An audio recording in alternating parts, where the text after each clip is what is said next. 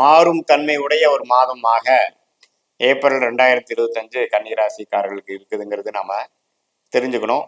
அதுல ராசியவே இத்தனை கிரகங்கள் பார்ப்பதுனால கொஞ்சம் மன சஞ்சலங்களும், முடிவெடுப்பதுல ஒரு தீர்க்கம் இல்லாமல் போறதுக்கும் வாய்ப்பு உண்டு. அதனால பார்த்தீங்கன்னா கொஞ்சம் தீர ஆலோசனை பண்ணி முக்கியமான முடிவுகள்லாம் ஏப்ரல் மாதம் எடுக்காம கொஞ்சம் மே மாதம் குரு பயிற்சி ஆனதுக்கப்புறம் எடுக்கிறது நல்லது.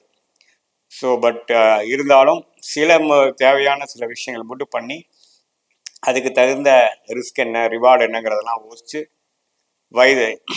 எந்த வயதினராக இருந்தாலும் சரி, மாணவர்களாக இருந்தாலும் சரி, இளம் வயதினராக இருந்தாலும் சரி, முதியோர்களாக இருந்தாலும் சரி, தொழிலதிபர் அது மாதிரி இருந்தாலும் கொஞ்சம் நீங்கள் திட்டங்களை நீங்கள் போட்டு வைக்கிறது கொஞ்சம் 2-3 பேர்த்துக்கிட்ட செக் பண்ணி இது கரெக்டாக நீங்கள் போகிற டைரக்ஷன் கரெக்டானு செக் பண்ணிட்டு போகிறது நல்லது. ஏன்னா இன்னைக்கு ஏப்ரல் மாதம் நீங்கள் எடுத்து வைக்கிறது பார்த்தீங்கன்னா அடுத்த ஒரு 2 வருஷத்துக்கு ஒரு தீர்க்கமாக ஒரு டைரக்ஷனில் போகக்கூடிய அமைப்புகளாக